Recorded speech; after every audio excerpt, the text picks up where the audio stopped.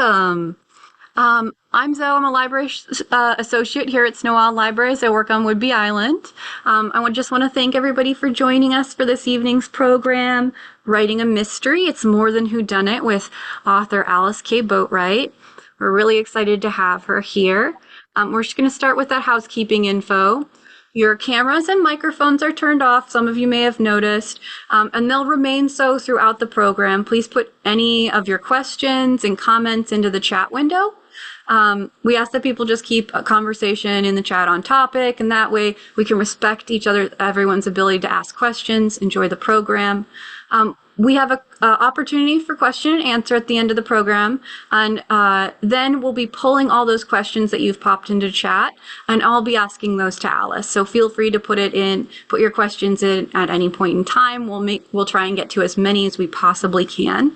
We'll also be using chat to share links and information with you that'll be relevant to the program.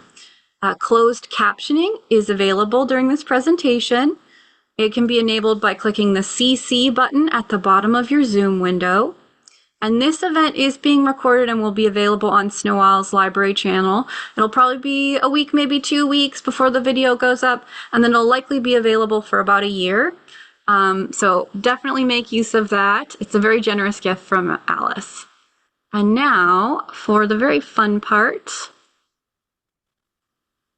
I'm going to introduce Alice K. Boatwright.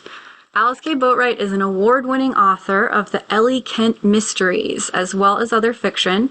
Her teaching experience ranges from college credit courses for UC Berkeley Extension's writing program to informal workshops and conference presentations. You can learn more about her and her work at her website. We've also going to be linking to the work that we currently have at Snow Isle from her, and we're very, very lucky to have her join us tonight. I will turn everything over to Alice. Thank you, Zoe. Welcome to everybody. As Zoe said, my name is Alice K. Boatwright, and I am here tonight to share with you what I think is special about mysteries based on my lifelong reading of them and what I have learned about the craft of writing them over the past decade. I hope these tips will be useful to you as writers, but also of interest to readers who would just like to know a little bit more about what happens behind the scenes for mystery writers. I started out writing what is now referred to as literary fiction. If you ever tried it, you know that it's a genre where anything goes. There's no map, there's no plan. You don't have to even write in sentences or paragraphs, much less stick to a storyline, a point of view, a style, or a theme. So I left that world with a sigh of relief and began writing a mystery, since I was taught I should write what I like to read. And the truth was, I mostly read mysteries, not literary fiction. For a beginner, the beautiful thing about a mystery is that you already know the basic arc of the story. And it's one of the most archetypal and satisfying stories of all time that people in every culture and in every era have wanted to read over and over. Something terrible happens, usually a murder, and this throws the world into disorder, but a dedicated person goes through various trials and escapades to find out who did it, succeeds, and order is restored. Why do we never tire of this story? Years ago, I read a book called The Uses of Enchantment by a child psychiatrist named Dr. Bruno Bettelheim. In it, he explained that the reason children want to hear the same bedtime story over and over is because they're learning the lessons implicit in the story. And once they've internalized them, they're no longer interested in that story, and they're ready to go on to another one. I think the fascination with mysteries is similar. If there was not something we needed to hear over and over again, why would we read books or watch TV series episode after episode with essentially the same plot and never tire of them? I don't think it's because we like to see others act out our murderous thoughts, but rather it's because we want to know that chaos, disorder, and other bad things can be survived, and that in the end, Even if you can't exactly say that good wins out and justice prevails, you can be assured that order will be restored by the end of the story. As a result, it's my feeling that when we write mysteries, we are not only writing to amuse and entertain ourselves and others, to sell books, to make money, or to receive recognition, but also to provide a valuable service. According to masterclass.com, the only genre that is more popular than the mystery is the romance. And I think the reason is obvious. The fairy tale of happy ever after love is the only one more utterly beguiling than the one that says everything will be all right, even though bad things happen. It's also, by the way, the mysteries are the second most profitable category of fiction, if you are interested in that. So if you want to write a mystery, there are a number of decisions you need to make before you even start page one. This is in part because mysteries, another thing that makes them different from general fiction, is that you may be writing not one book, but 3 or 5 or 20, and they will all be affected by the choices you make before you start the first book. Consequently, it pays to give these elements some serious thought and to try to choose ones that will work for you over the whole series of books. There's a whole range of mystery subgenres from humorous to noir, and there are plenty of choices. What you choose will most likely be based on the type of mystery you enjoy reading, and that's especially important since you will be reading your own mystery over and over. The elements that define the different subgenres within the category of mystery are the tone, type of crime solved, type of criminal, level of violence or sex, stakes involved in solving the mystery, type of sleuth, whether an amateur or professional, the setting, the pace, and the length. The choices that you make will have an impact on your book, but also you should be keeping in mind too that subgenres are not silos, and you could probably look at a number of examples and say, well, it's a little of this and a little of that. And I want mine to be kind of like this, but with some of that. This is all perfectly fine. And I have some examples here to show you, just to remind you of what I'm talking about. These are some examples that illustrate the different subgenres arranged from light to dark. The Silence of the Chihuahuas is one of the books in the Barking Detective Mystery Series. Just that name of the series gives you an idea of what to expect. And these are very clever and funny books about a private investigator with a talking chihuahua who helps her solve the cases. They were collaboratively written by Seattle writers Waverly Fitzgerald and Kurt Colbert, using the pen name Waverly Curtis. The books by M.C. Beaton are pretty widely known, and she was a leading writer in the new cozies, as I would call them, which tend to be lighter than the original cozy mysteries, which were most characteristically thought of as the mysteries by Agatha Christie. That term rose in the early 20th century during what is known as the Golden Age of Mystery in England, where women such as Christie, Dorothy L. Sayers, and Ngaio Marsh became a major force in mystery writing. Their books are intelligent and good puzzles, but they're not violent and have only a whiff of sex. The Service of the Dead is an example of a historical mystery, and this is one of some 25 mysteries set in medieval England written by Seattle author Candace Robb. P.D. James wrote many books, but 14 of them were about the Scotland Yard detective Adam Dalgleish, and these were written, there were 14 books written over 46 years, so you can see how long your decisions might last. And you can see also, I'm classifying this as a police procedural, but you know, one of the characteristics of the books is that Dalgleish is also a poet with a family tragedy coloring his relationships. So it's another aspect of like this policeman and that policeman are completely different, and the kind of books they write and the way they are, the kind of books written about them and the way they approach solving crimes will be very different based on their personalities and where they are located.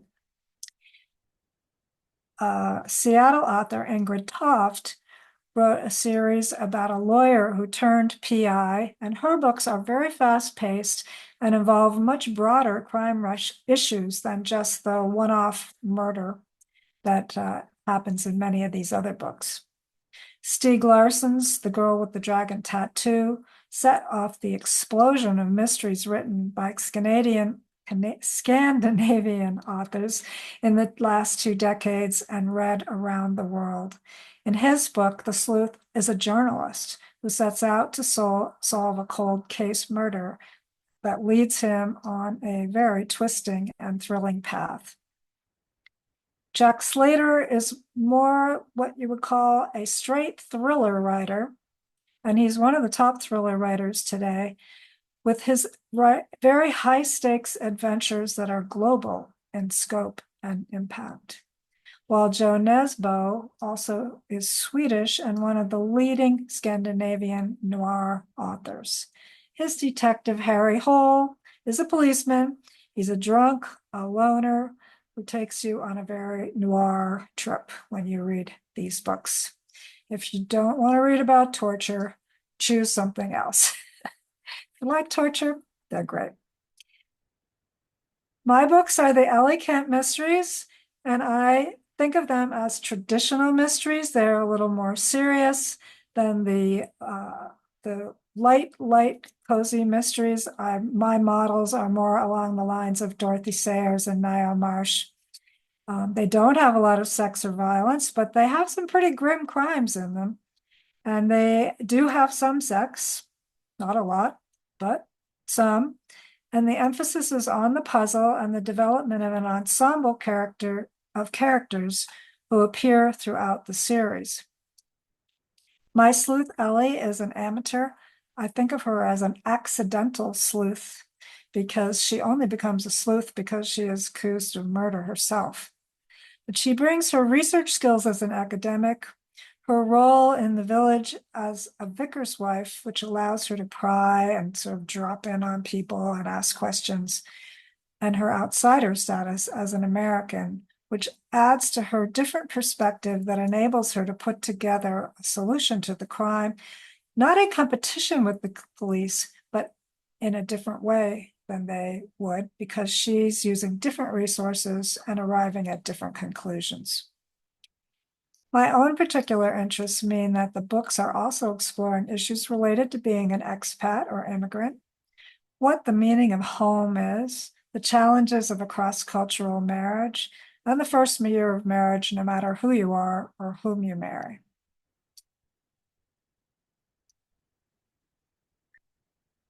The star of your show is obviously going to be the sleuth who conducts the investigation and solves the mystery. So how do you choose, or who will you choose? The 3 major categories are the amateur sleuth, someone like Miss Marple or Lord Peter Wimsey, the private investigator, such as Kinsey Milhone. That's also then the police detective, for example, Adam Dalgleish of Scotland Yard. In each one of these cases, the way they become involved in the mystery will be different. So, and that creates different opportunities and challenges for the writer. For the police, the news of a crime might come in over the police radio or just show up as a form in their inbox on Monday morning. No question that they're going to be involved. For the PI, there's more often the classic call for help that sets the story in motion. And then the hardest one, which is actually still extremely popular, is the amateur sleuth. And you have to be very inventive about creating a reason for your character to become involved in solving a murder. If your character is a secretary or a house painter or a baker or a school teacher, what are they doing solving murders? Simple nosiness works to some extent. and it's pretty popular in the cozy mysteries, but I find it kind of a limiting motivation. You can look harder for other kinds of links, but it will need to be something different each time. It's not like, a murder showing up in your inbox. So it might be that the person is someone with whom the amateur sleuth is related or professionally known. It could be that the amateur sleuth is involved in finding the body, like Ellie Kent in her first mystery. But whatever you do, you have to work it so that it has of a believability for that starting point. And if you're writing about police, it is incumbent upon you to be sure that you know what the laws are and what the procedures are for the police in your particular setting.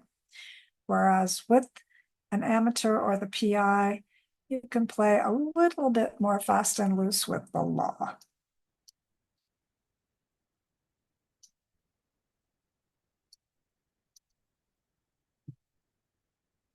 When you set out to build your character, you can really start almost anywhere, but sometimes I like to think about the quote from Flannery O'Connor, "How will I know what I think until I see what I say?" All I knew when I started was I wanted to write about an American. I decided she was from California, that she'd fallen in love with this vicar who was widowed, and she ends up in an English village, having left her job and her life behind. That was really about all I knew at the beginning, except that I knew that, in English literature, two of the most derided characters are the Americans, who are usually fat and overbearing and unpleasant, and the vicars, who are usually doddering and gray-haired. And I thought it would be fun to try to write characters in these two situations and make them interesting and likable, even likable and smart. You could start with a name, a job, a setting, but eventually you will want to know this person's whole life story, including their hopes and fears, their strengths and weaknesses, pet peeves, deep desires, and darkest secrets. The more you know, the more you'll fertilize your imagination. And these characteristics will help you, and they will help your sleuth too. You will see how your sleuth can put these flaws or assets to work. Many writing guides will tell you that, you should have your character have a quirk or a flaw. Maybe he collects pet tarantulas or snakes, or has a limp or a stammer or an addiction to chocolate, or a phobia about sewer lids in the sidewalk, in the street, I guess they're in the street. But these things don't always really work to make your character as vivid and memorable as you might hope. And the thing that you should really keep in mind too is that if you're going to end up writing a series, you're going to be stuck with that flaw for a long time. So give it some thought. I personally lean toward characters who seem more realistic and more believable. And I'd stay away from the more extreme characteristics.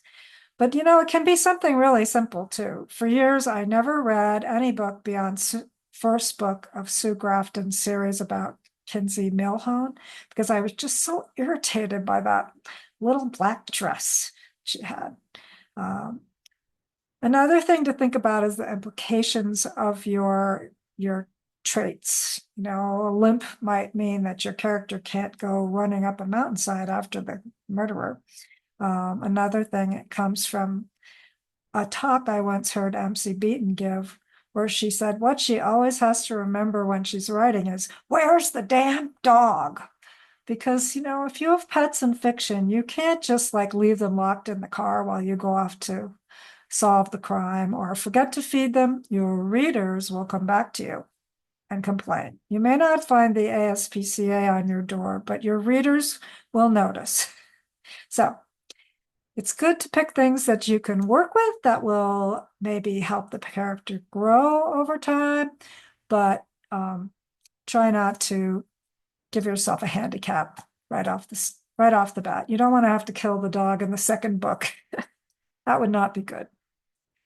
A mystery series has a supporting cast of characters who may appear in just one book, but often in several books.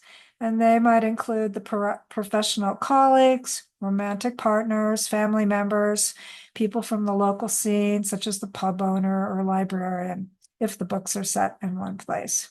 And these characters need to be carefully developed too, and sort of create an ensemble of different types of personalities that may come forward to play a key role in some particular crime, or may disappear and come back. And this group should also include characters who are antagonistic to your sleuth. So they provide a well of story opportunities for you that you can rely on, as well as the characters that you will introduce for the first and only time in a particular story. If these characters have their own character arc over the course of the books, that also adds to the verisimilitude of your setting and the sense that readers are entering a community.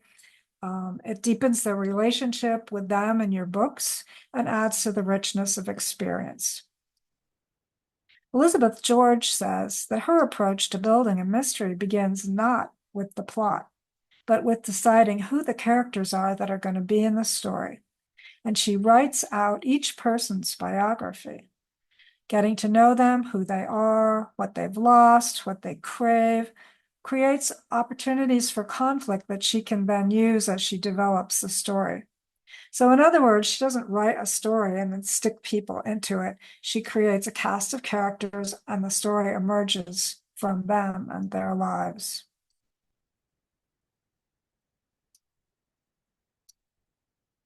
In the Ellie Kent Mysteries, I have an ensemble of characters that obviously starts with Ellie, the American former professor who's now a vicar's wife and an accidental sleuth. Her husband, Graham Kent, who's a vicar, and her confidant and supporter most of the time. He's not too happy about her becoming a sleuth, but there it is.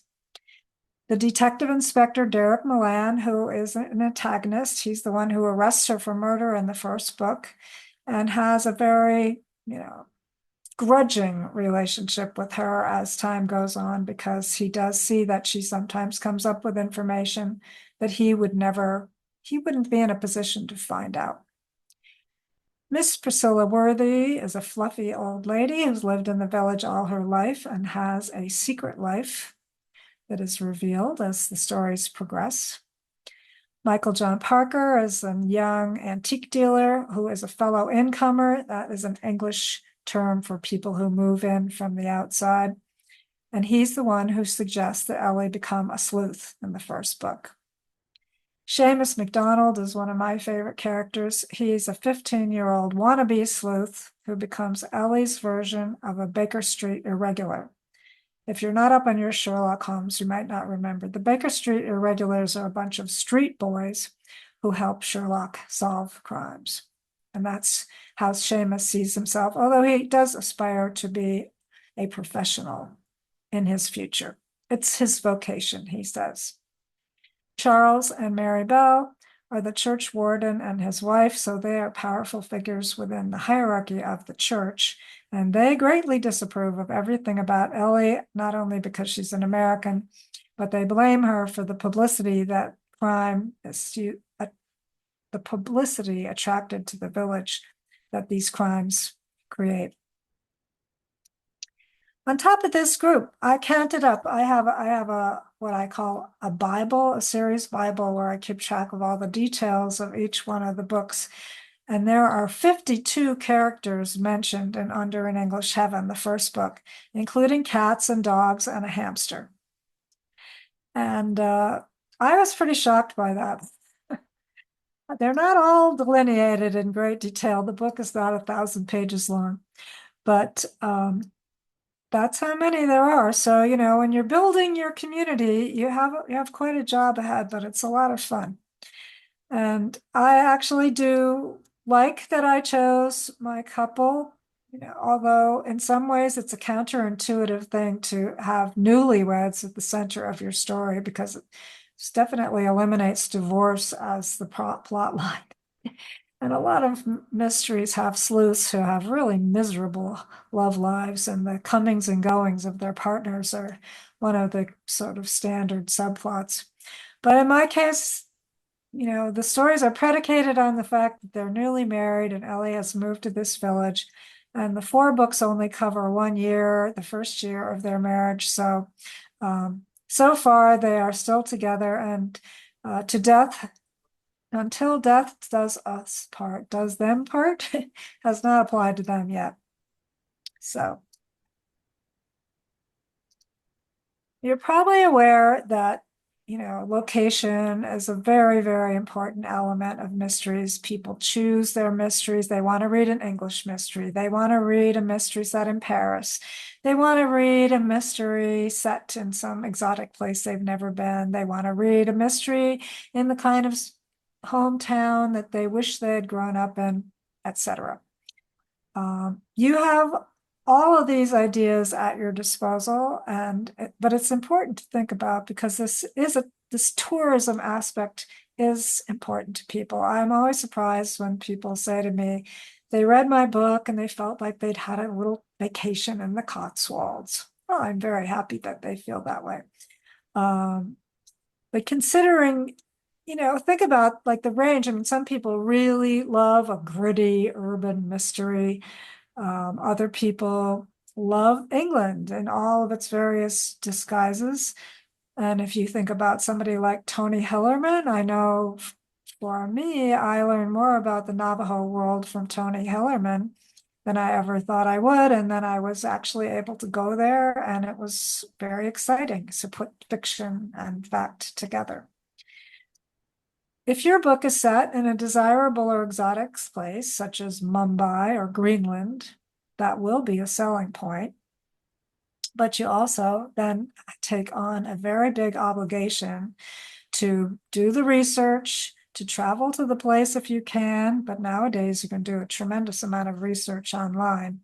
And you want to bring your setting to life. That whatever the setting is, the smallest village, the biggest city, the most far point of the world, you need to make it a place that people believe in. So you need good details, some, but not too much. And I think one of the problems also is to think, oh, I'll just write about my hometown, that'll be easy. But actually, you know way too much about your hometown. So what you need to do then is like work on making sure you've picked the best details to convey what your hometown is like, and make the reader feel like they've been there. They've been on a vacation in your hometown, but don't drown them in the details that you know so well, and they won't be that interested in. The detail really has to be linked to the whole structure of the story. If you choose to write about a fictional place, you have total freedom to create the landscape, the architecture, the shops, the roads, everything. But again, you also have to do this with great care to make sure that the reader believes it's real, and you have to make it real for yourself. When I was living in England, I was in a village that was so small, it consisted of the church, the village hall, a bus stop, a mailbox, and a bench. This wasn't really quite enough to work with for my stories. So I created my own village, Little Beecham, and I draws on various villages, but no particular place. It has some of the characteristics of a Cotswold village, which means that most of the buildings are built of a local stone that's a honey-colored stone, and many of them have thatched roofs. To create my village clearly for myself, I've drawn maps and pictures of the village and the surrounding area. And as I've gone along, I've incorporated like what are these buildings? So in this little map of the village, definitely not to scale, I hope you realize. This is the vicarage, and next door is the church, and this is the high street. So if Ellie wants to go to church, she just walks across the graveyard.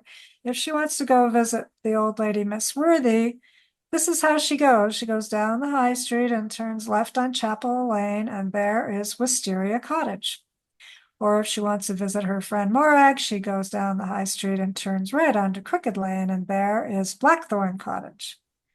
So when I'm writing, I can picture Ellie walking down the high street, and what she sees. She sees the village shop. She sees the Three Lambs pub. She sees the school. And this helps me to go deeply into my own world. I also created a map of the whole area around because as I wrote more of the stories, there were more different villages mentioned, and I needed to keep straight where were they? This is also definitely not to scale. But readers are very clever and very persistent. And if you say in one book that Village X was north of Little Beecham, and in the next book you say it was in the south, someone will undoubtedly let you know. People notice things like that. So it behooves the mystery writer to be very meticulous about detail. Okay. So now essentially you've established what order is. You have the place, you have the people, you have your sleuth who's going to be called into action, and you need to think about what is the disorder that is going to launch your story into motion. The type of crime and the villain or villains behind it will vary widely depending on your subgenre.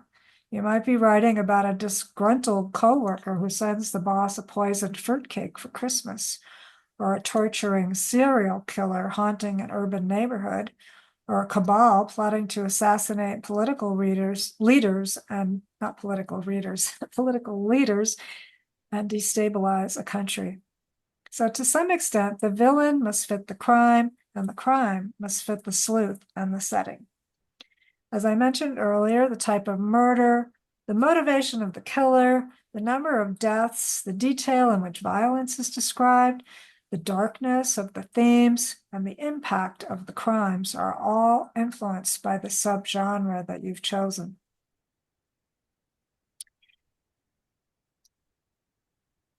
When you're going to build your story, there are basically two principal approaches to writing a book: the outliners and what's called the pantsers, which is to say people who develop their stories intuitively by the seat of their pants. Some people feel compelled to begin the writing process by constructing a detailed outline, whether it's the 1, 2, 3 type or something less rigidly defined. They may, they may also define, so I think somebody's unmuted. They may also like to research every topic they think might be relevant, from weaponry and forensics to weather and history, before they begin. This research and all this work can actually yield all sorts of unexpected tidbits, challenges, and inspirations for the story. It's by no means, that you can just simply write it down 1, 2, 3. Your brain is going to take you off in different directions, and you will think of things that are missing. And so it can be a dynamic process. But I, on the other hand, am a strict pantser. I start my books by making a very fast first draft. I try to write it out as fast as I can. Might only be 50, 60, 70 pages, but it covers the whole story like a sketch covering a whole canvas. I know who will be killed, at least the main person, and I usually know who did the killing. I know that my sleuth will play a role. I usually have an idea how she will become involved. And I know that there will be uneasy interactions with the police who are also at work on the same case. Once I have this first draft, I sort of feel like I have something to work with. I think it's the same motivation in a way. You want to get something to work with because if writing a book is a long project, it can take a very long time. Some people can do it quite fast. I'm in the category of people that it takes a long time. So if you feel like you have your first piece in place, it's very helpful. I like having that first draft, but to be honest, what happens next is very unpredictable and it's never linear, except in the fact that I go back and forth from page 1 to the end and repeat as often as needed. And whatever research I need, I do it along the way. I've never been good at researching in advance, but if I have to, or I need to, more that I need to. I'm happy to dive in, and it does sometimes change things in the story, but that's good. Then it's more accurate. I think one of the differences between the pantser and the outliner is that the outliner knows the details of how the crime happened and how the sleuth is going to solve the mystery before they start writing. I don't. I have to follow the ideas that my little gray cells present and see where they go. For me, this process is at the heart of what makes writing fun, although it is challenging and at times frustrating.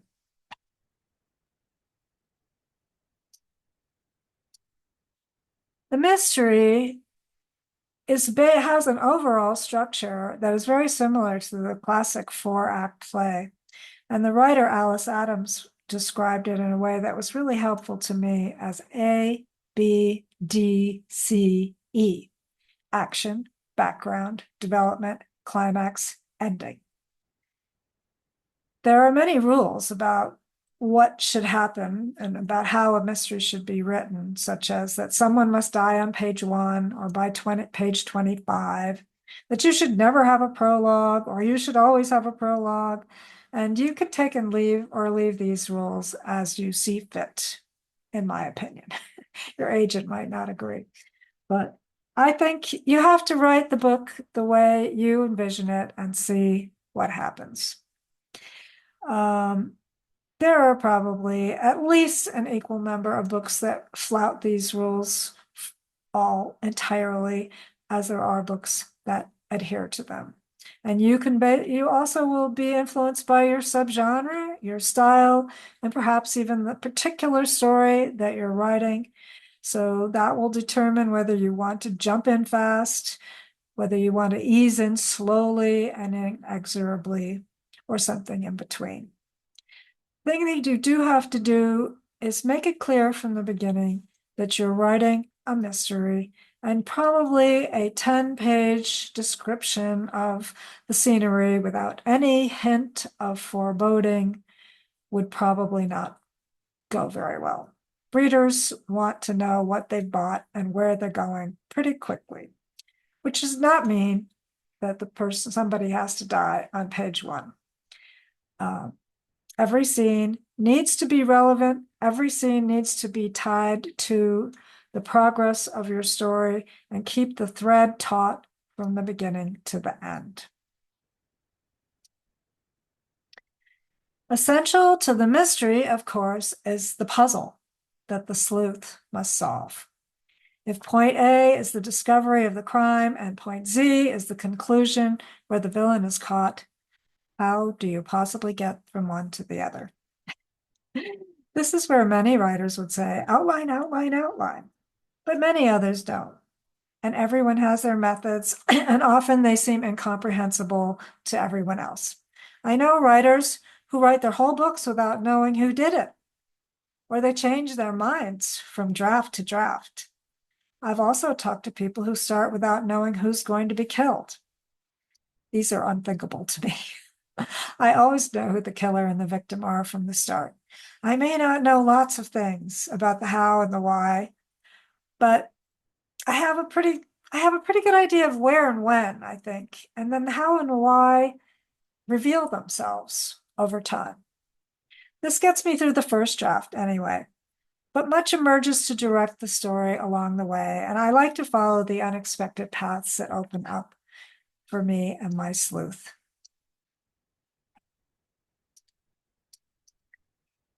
One of the things you should just do is remember to follow your nose. The thing about being an author is you play all the roles, you direct the scenes, you design the sets, you choose the costumes, you control the weather, and you train the animals.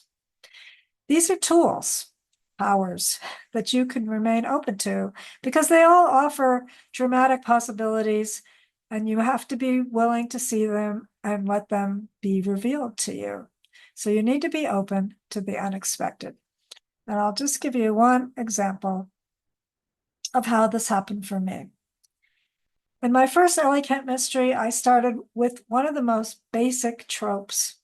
Ellie finds a dead body in the churchyard. Since no one admits to knowing who he is, she quite quickly becomes a suspect because she's the outsider in the village. Nobody really knows where she came from. So this basic idea led me to all sorts of questions that drove the story forward. Who was this man? Why was he there? And why was he lying dead in the cemetery? It was Halloween night. Why was he in the village at all? How did he die? If nobody knew him, where did he come from? Was it murder or wasn't it? How could the police identify him? Who is lying about knowing him? How can the police justly accuse Ellie? They can't just say they accuse her. There has to be some reason. How does she, her new husband, and the rest of the village react to the fact that their new vicar's wife is being accused of murder? How can she clear her name? And so on.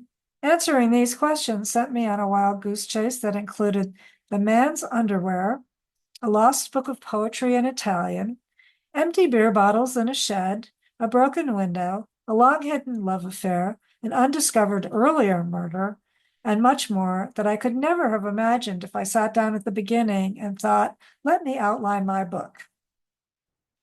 The questions also led me to research topics along the way, from the metabolism of different poisons to the major World War II battles in Italy.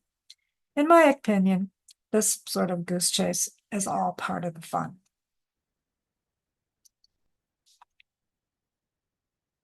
So unfortunately, once you get your first draft done, you're sort of at the very beginning of the task. Even if you've written from an outline, things will happen. Things will emerge that you didn't expect. And of course, there is no writer that writes everything right the first time. You also have to build into your story as you're going along this sense of suspense that isn't that easy to necessarily develop in a straight line. And so you have to just keep seeing how each scene will move toward a goal. I always try to have three scenarios of who might have done it. And so each of these has to be realistic enough to be believable up to a point, and then eventually fall away so that only one answer is left. It's always good to have some last-minute obstacles and danger. Kara Black says she always thinks to try to make the next worst possible thing happen to her sleuth. And she does. And if you read any of her books about Aimée Leduc, you will know what a harrowing life Aimée leads.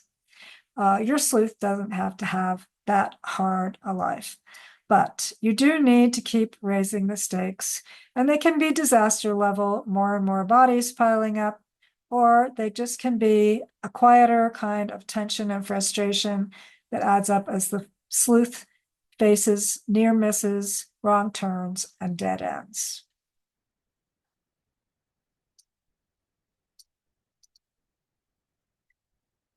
When you have worked all that out, maybe that takes 2 drafts, 3 drafts, 4 drafts, but in the end, writing is rewriting, and nobody gets to go right through it. Well, I guess some people maybe publish their first drafts nowadays, but if you want to write a good book, it takes, I think, quite more time and attention than that. Or maybe if you're just like me and you don't get it right until you've done it 10 times. Some of the ways that I do my rewriting are to read the book over and over again. And I don't outline, but I do use certain analytical tools to help me keep going and see where I may have gone wrong. So one of the things I do is I look at the whole thing analytically, and I do what I call reverse outlining, which is to, in a way, make a summary of the book, but also it's more like an outline in that I might say scene 1 is pages 1 to 5. Scene 2 is pages 5 to 12. And I mention the key points of what happened. And that way I can see the structure of the book as it is written, and maybe on one big piece of paper. And that helps me to spot scenes that may be seriously underdeveloped, because I tend to be an underwriter. I have to build things up as opposed to cut out thousands of words. See where I may have written too much or something that slows the pace down, and get an overall picture of it. I also go through and I read scenes with a particular character or about a particular thread of the story to see, are they making sense? Because when you're working in something that's maybe 350 pages long, you can get confused yourself. The very, very final kind of rewriting is the kind that maybe a lot of people think of, which is the part about checking your grammar and spelling. There's much more to it than that, because you also have to say, did I describe this part of the village in the same way each time? Have I moved that school from one place to another? Did I forget to look up what the true effect of that poison is? Is this realistic? So you need to be your multitasking checker of everything that you've done. And you need to see whether there are any flaws in the way you developed your puzzle. And you need to work to make sure that you have everything done correctly. I know that I am also hindered by the fact that I wrote the book. So I know who did it from the beginning. And I need to have 3 or 4 other people read it to say, did they believe it? Did they guess who did it? Did they enjoy it? Was there something that was confusing to them? What did they like the best? What kept them turning pages? Where did they get bored? And what surprised and satisfied them at the end? And hopefully it is that bad things happened, but order did prevail. That's your goal as a mystery writer. The sales, the money, the recognition, and the awards spring from that. And that is the end, because being a writer is a good job. It's a great job. And I hope you enjoy it along the way. Wonderful. Thank you. Yeah. Let me. So just in the end, I'm offering you a couple of books that might help you. I want to also acknowledge my cover artists and thank you for coming. Wonderful. Thank you so much. Okay, we've got some different questions here.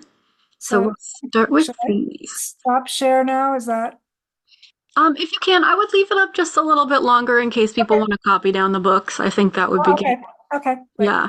I always find that helpful. Slow penmanship over here. Okay.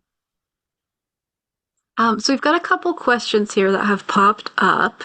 Um, so one person asked what your thoughts were on carrying like similar titles throughout a series versus sort of totally different titles.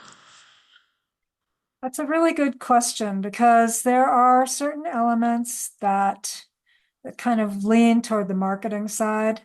I would have to say, when I wrote my first mystery, nobody knew who I was. My first mystery went out there, and I think it got discovered very quickly, and there were obviously by word of mouth. And I think the fact that the word English was in the title was a critical piece of that. And then when they saw the cover, they saw a village. So they had English, village, and those were 2 things. I think sometimes those repetitive titles are very clever. I think if you're very clever and you have a way of doing it that signals to people this is the same series and it's interesting. It can be boring, it can be like, oh, here's another one. But I'm trying to think of some examples. Well, the A to Z thing, A is for alibi, B is for boy, or whatever it was. Um, that was a very clever idea. Um, I think a lot of them, it has to fit your story too. You know, the tone of your title also signals what your subgenre is. So the punchy one word titles, you know, with the big type, it's like you kind of know torture, excitement, versus the cake shop mystery, the bookshop mystery, the coffee shop mystery, or you know, you're signaling to the reader what they're going to get, and that's really important. But you can do anything if you do it well. How's that? That is true. I will say, I think that whole don't judge a book by its cover is usually a misnomer. People rely so heavily um, on that to find what they might like. I know we've had a couple books come through before where the cover was like very much looked like a different genre, and they ended up being very popular. But the first couple months, it did not connect with the right people, and Oh, that can certainly hinder stuff. Um, yeah. Okay, let's move. I love that. It's definitely finding the right words that'll reach your people. yeah. Um, Someone was wondering if you ended up reading more of Sue Grafton's books. They say they had a 70s bug, and maybe that's why they loved it so much. I will tell you, I read them during COVID. I don't know what inspired me, but I just thought I have to read these books. And it was after she died. Maybe that was part of it. I read about her death and I read about her. And what I loved about those books, I used to live in California at one time, and I felt those books were the most wonderful love song to California. They really are. If you want to learn how to write a series, I think that is a great example because of the way she moves the setting. I mean, California, California, California, you loved, but she takes you out into the desert in one. And then, she doesn't just stick you in one little tiny place, but there's such a strong through line. And the character relationship between her and the man she rents her garage from, is a very sweet ongoing thing. I did still hate the little black dress. There were things about that that just bugged me. But I did celebrate the end of reading them by trying to make myself a peanut butter and pickle sandwich. Ugh, I didn't like it. I love peanut butter, and I think of her when I eat peanut butter. So what more could an author want, than every time you get your hands on your jar of peanut butter, you think, Sue Grafton. Yeah, I can't say I'm gonna feel inspired to to try the pickle peanut butter. There are some really really fun mixes that people get into, and that's definitely one of the memorable ones. Um, yeah, it is a great. I like your point about how it's. She has a really good job of tying the series together. Like if you're looking to do a series, yeah, she's really solid. Um, one of the other things people were wondering is about murder tends to be, right, a very, it tends to be kind of a bread and butter crime for mysteries, right? But what are some of the other really interesting sort of crimes that you've liked that people have used before? That's an interesting question. A friend of mine who wrote a successful murder mystery tried to write a scam mystery, and nobody would buy it. Um, boy, I must be just steeped in murder. My mind is going blank. Something other, I don't know, is anything interesting other than murder? I sure bank robberies, but see, why would an amateur sleuth solve a bank robbery? Police would solve a bank robbery. There's something about the very high stakes of murder. I mean, murder is like the ultimate crime. And by the way, I did make a joke about killing the dog in the next book. One of the rules that you really, really, really should never break, although the Scandinavians do, is don't murder pets. And don't murder children, but you can murder children more easily and get away with it than you can murder pets. Don't ask me why. But I have no so idea, but I do have a couple of friends who that's their hard stop. They won't read anything or watch anything where the pet dies. Anybody else can die, just not the pet.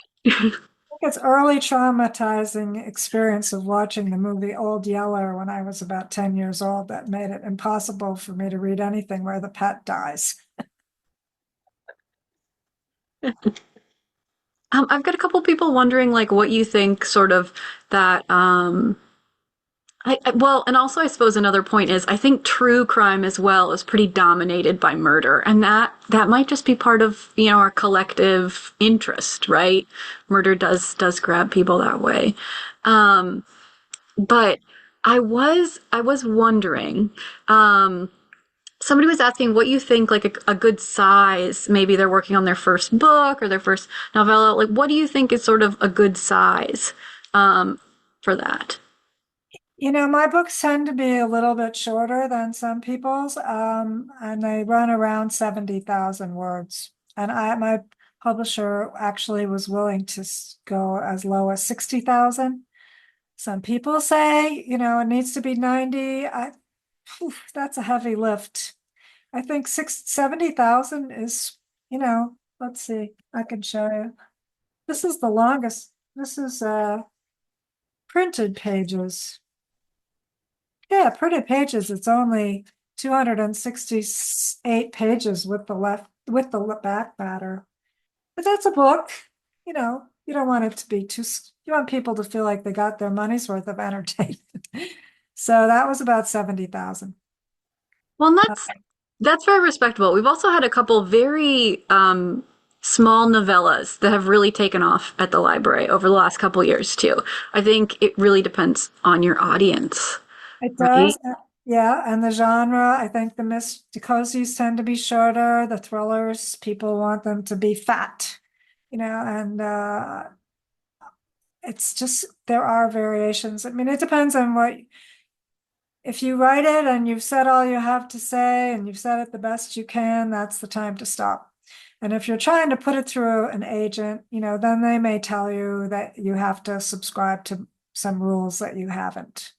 But I think the first job of the writer is to write the best book they possibly can. And then when you hit the marketing walls, you have to climb over them sometimes. More than fair. We've had a couple questions about research. Okay. So, they're saying like, what were your greatest research hurdles? If you have any tips or techniques, because it does really require a huge breadth of knowledge to make sure that you're keeping all those things in balance. Ask for help. That's one thing. There are a couple of people who accept questions. And now my mind is going blank around who that is. But there are, you can ask experts, Google them for information about poisons, particularly. I've gotten good help on that. There's so much information on the internet. I've looked up things like in my last book, the one of the main characters is a convicted murderer because I felt like I wanted to write about what happens afterward. The book ends when the murderer is caught, and generally the books. This is not Perry Mason, so we don't have the trial or any of that afterward. And I just thought it was really interesting. How do you live with yourself if you've committed murder? And in England, the full tariff murder term is only 15 years.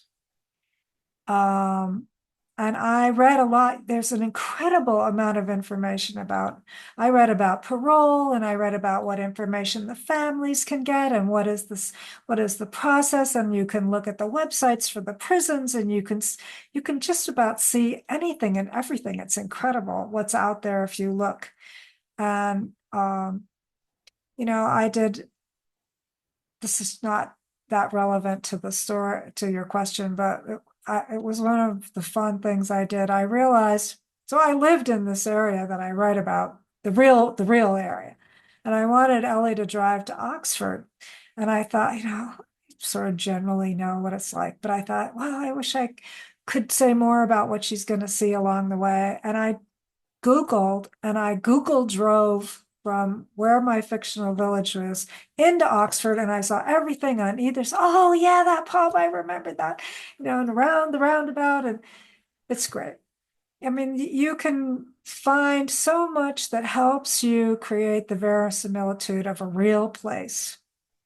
Um, and there are books, and people like to answer questions too. I have not actually interviewed any police well, one I did, but they like to talk about what they do.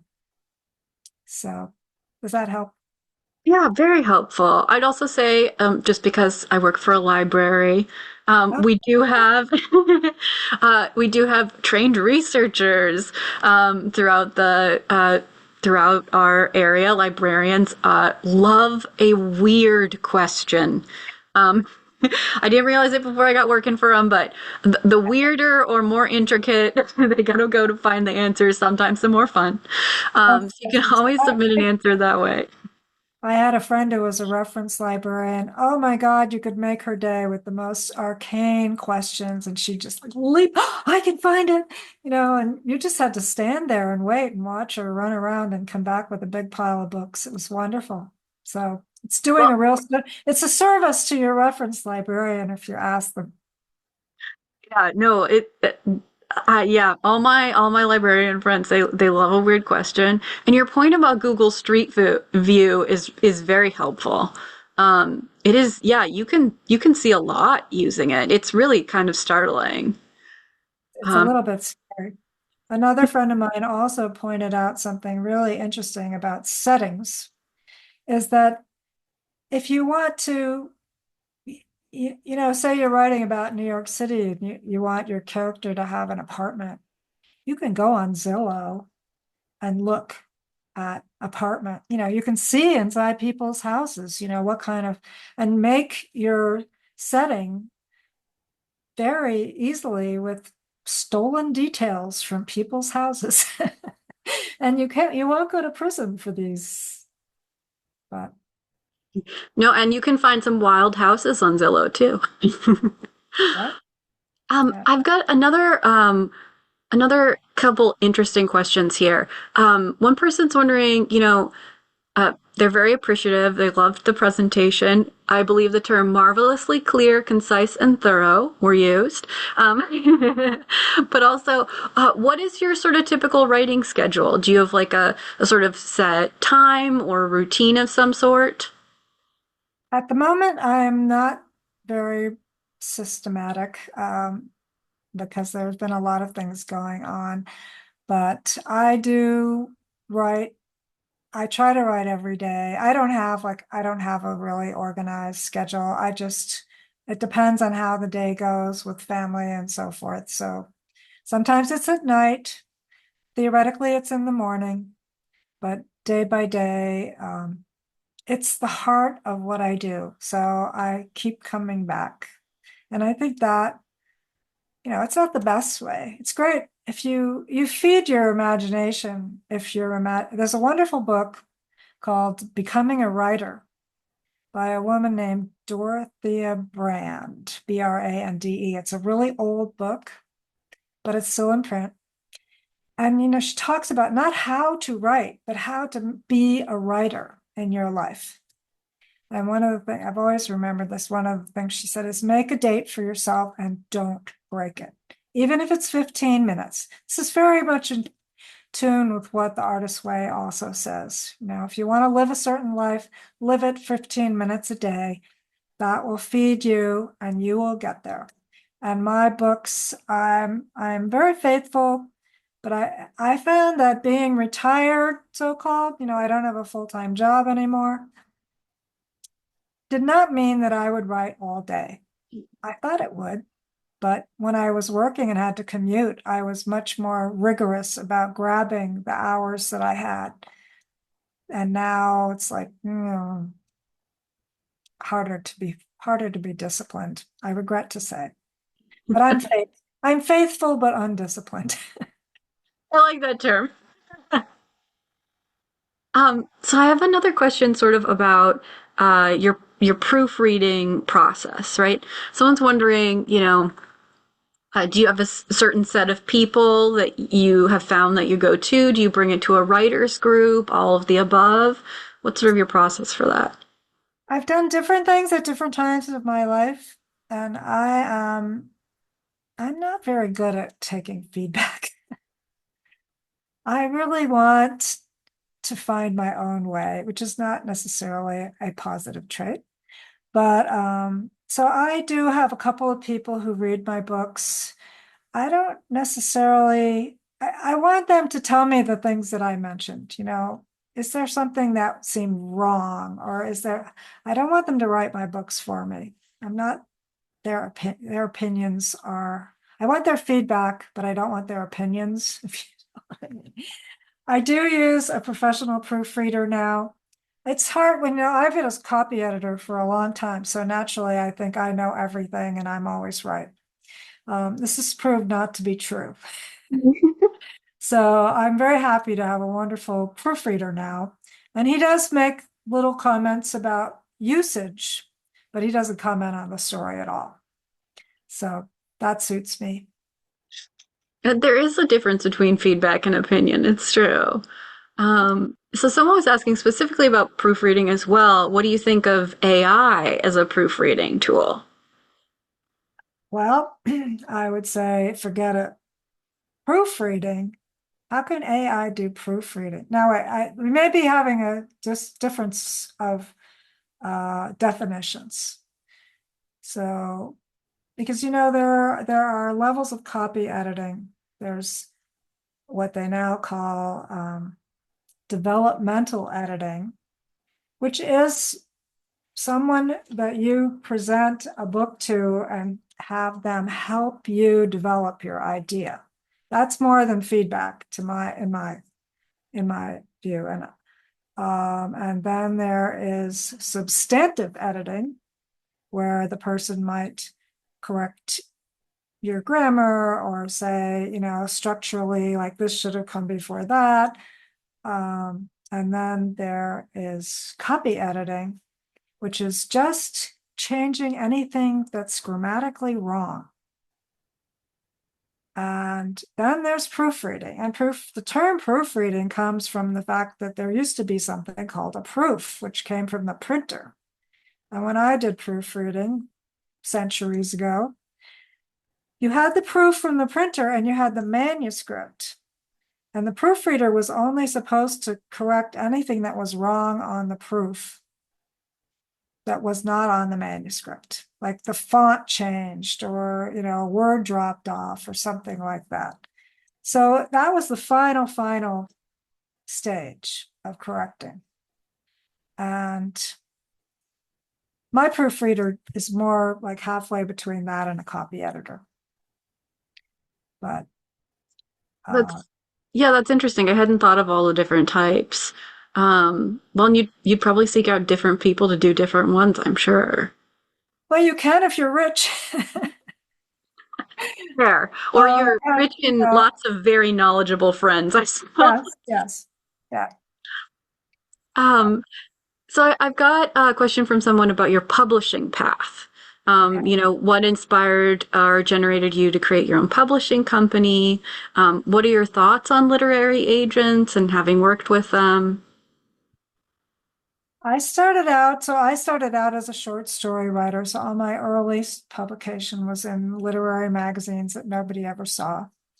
And then, eventually now, actually, I have a lot of stories that are published online, which is wonderful because people can read them for free anytime, and they're always there.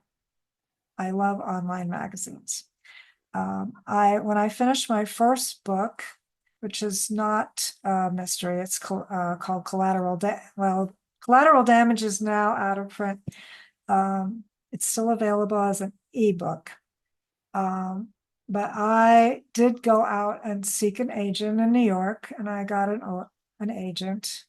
It was a very long process, but I got an agent who was enthusiastic about the book, and she shopped it around, and she did not find a home for it, partly because it was 3 linked novellas, which was an unusual format, and also because it was about the Vietnam War era, which nobody wanted to read about.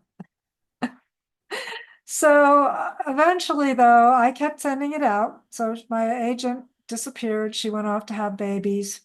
And I just thought, okay, I'm going to do this on my own. So I kept sending it out.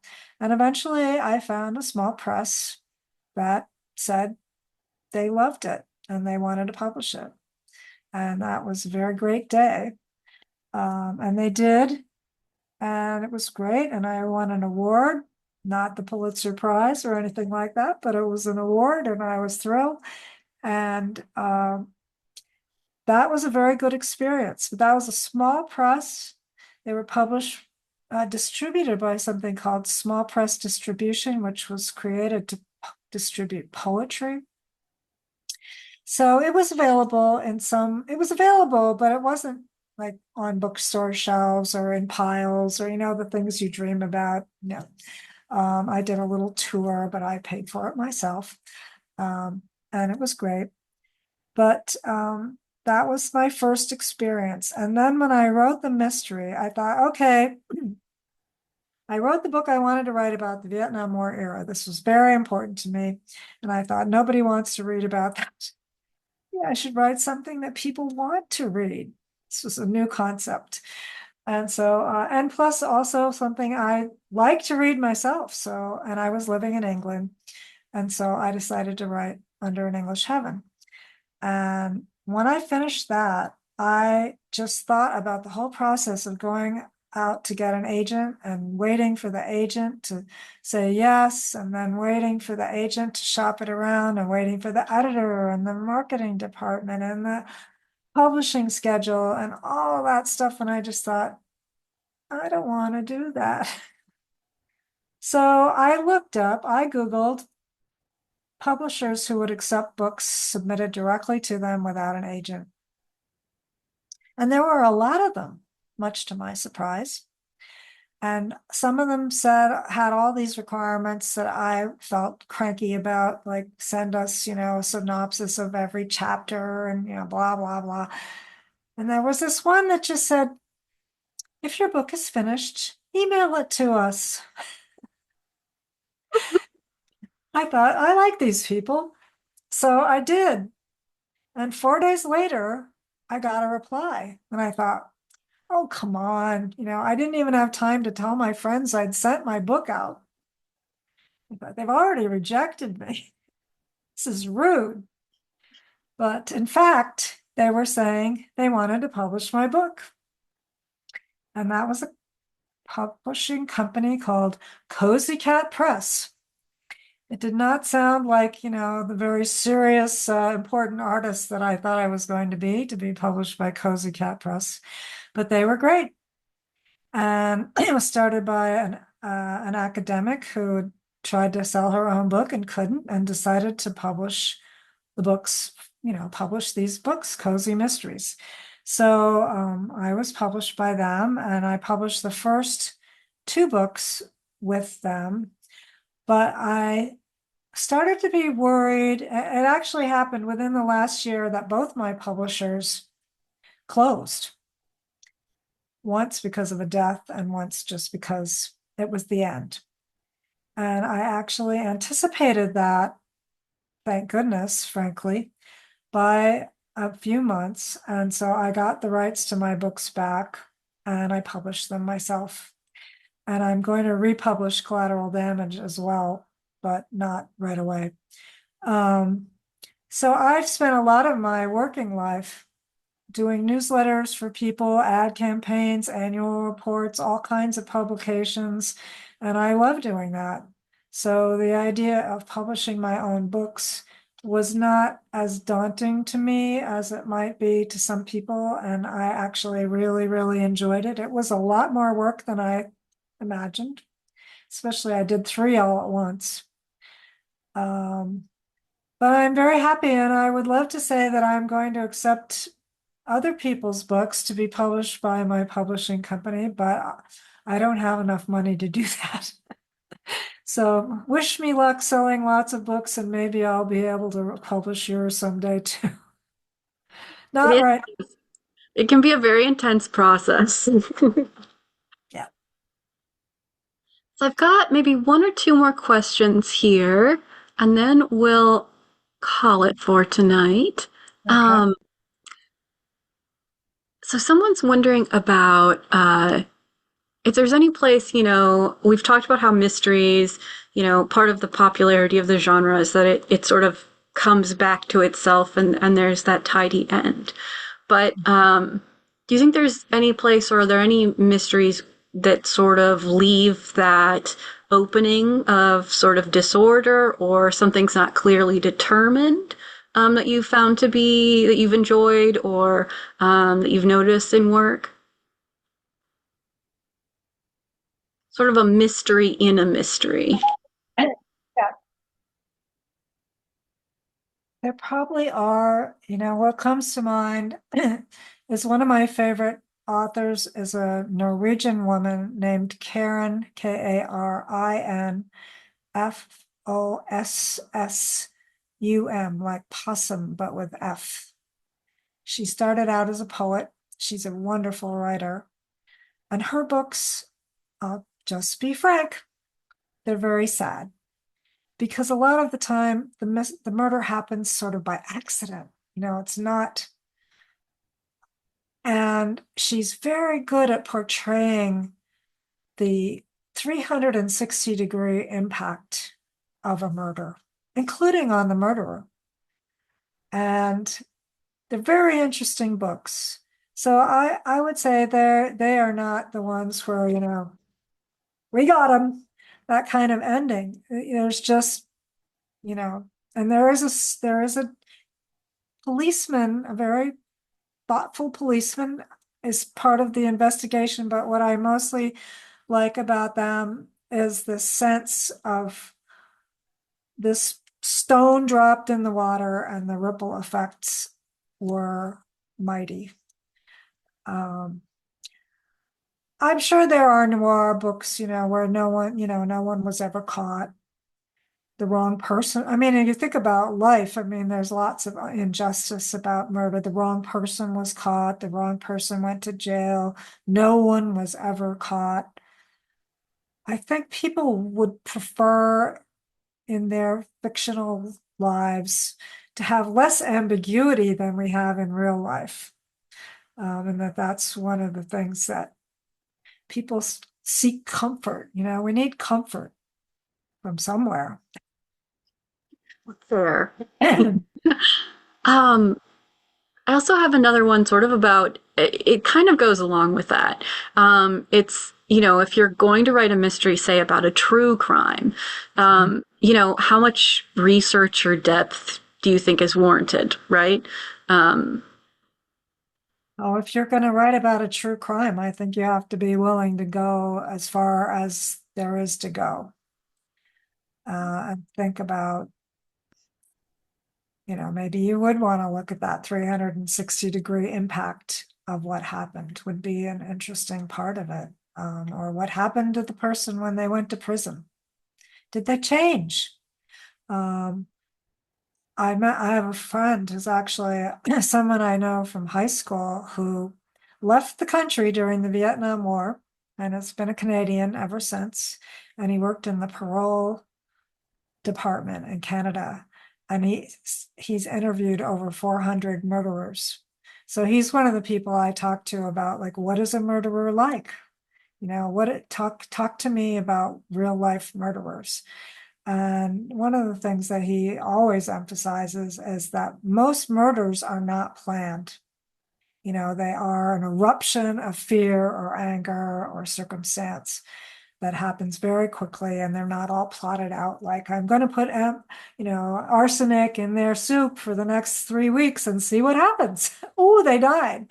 You know, that's not the usual murder, and there are people who change, and there are people who don't. He talked about people who were denying for years afterward that they actually did it.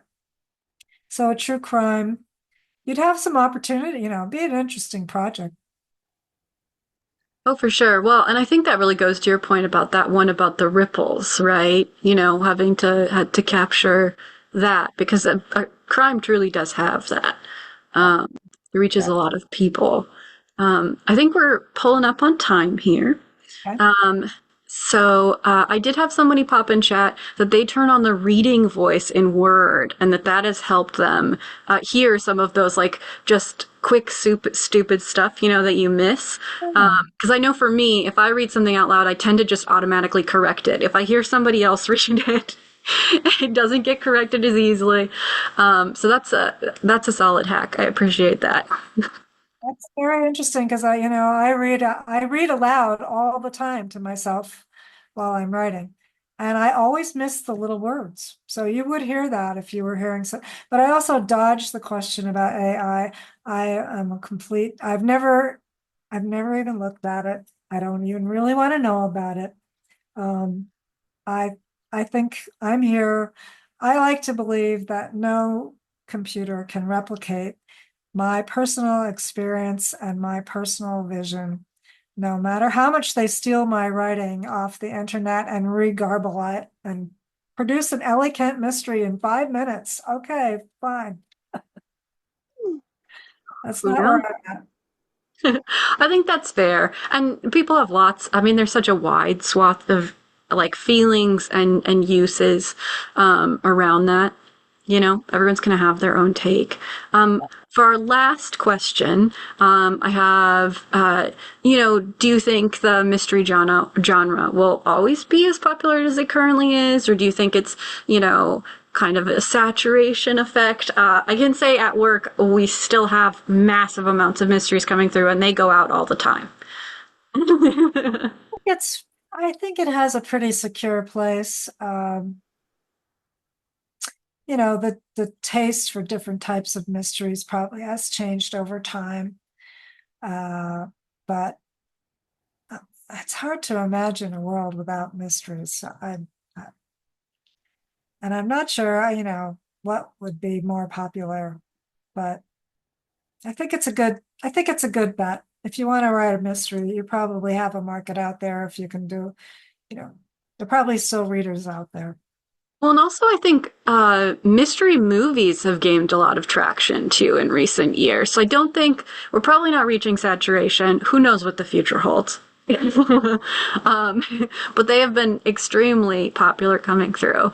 We're getting a lot of thanks from everyone, of course. And I just want to call out and give a big thank you again to Alice for doing this with us. I've had a great time. Good. It's been Thank very you. enlightening.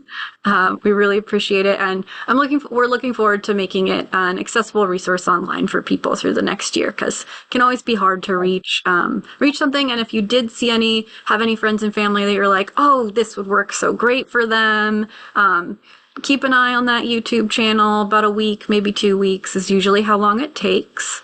I also want to give a big thanks to everybody for listening to the presentation and joining us. I know it's not always easy to get a Wi-Fi connection going or for Zoom to cooperate, so we really appreciate you spending your evening with us. I also want to call out, go on. Oh, I was going to say, I'm glad the wind didn't blow you out of. I know. I am very lucky this evening. Thank you, Winds. Also, be sure to check us the Snow Owl website for more online events.